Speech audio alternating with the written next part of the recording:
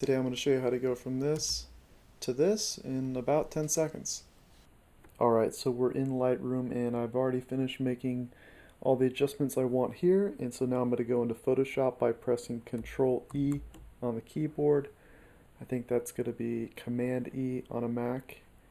And once we're in Photoshop, I'm going to show you how easy it is to replace the sky. We're going to go up to Edit and then down to Sky Replacement.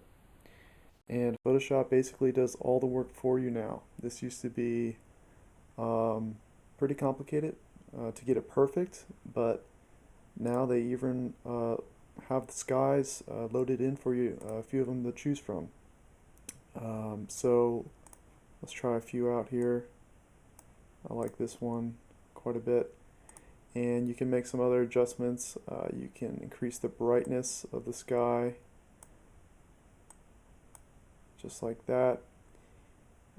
You can increase the scale to bring the clouds closer to you, make them a little bit bigger. And you can even choose some more dramatic skies that they have loaded in here, like these sunset skies.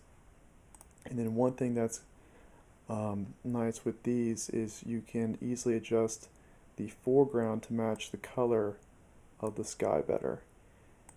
But that's it. This is extremely simple now, and you just click OK to save in Photoshop, and then you press Control S to save a copy of this file in Lightroom. So when you go back into Lightroom, it's right here. Go back into the library, we can see the two images side by side.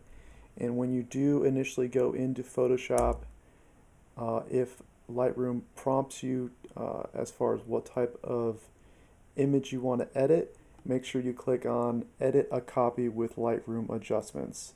And if you'd like to learn more about real estate photography or use the presets that I use, you can check out the description of this video below.